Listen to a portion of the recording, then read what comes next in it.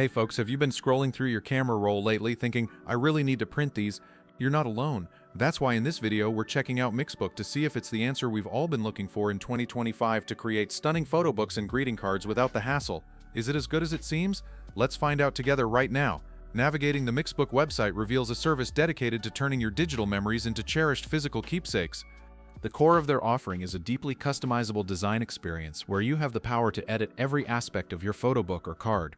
From layouts and backgrounds to fonts, they offer an impressive array of over 1,000 templates that cater to every conceivable theme and style, which is a huge positive for anyone seeking inspiration. The platform simplifies the initial steps with smart features that automatically import and organize your photos from sites like Facebook and Instagram.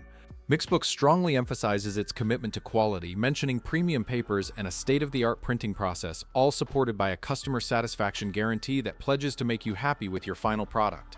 The positive aspects are clear: unparalleled design flexibility and a vast template library.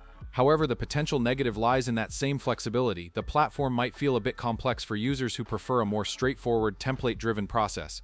The website serves as a great showcase and idea generator, but the true test of paper weight, color accuracy, and binding durability comes after purchase, relying on the trust built by their online claims and guarantee. In summary, Mixbook's site makes a compelling case for itself as a top-tier creative platform for those who want to be the designer of their own memory books, but it might not be the quickest solution for the time-pressed individual odd. So after all that, my final thought is this: Mixbook is definitely worth considering in 2025 if you value customization above all else. I hope this review helped you out. If it did, feel free to hit that like button, and I'll see you in the next one.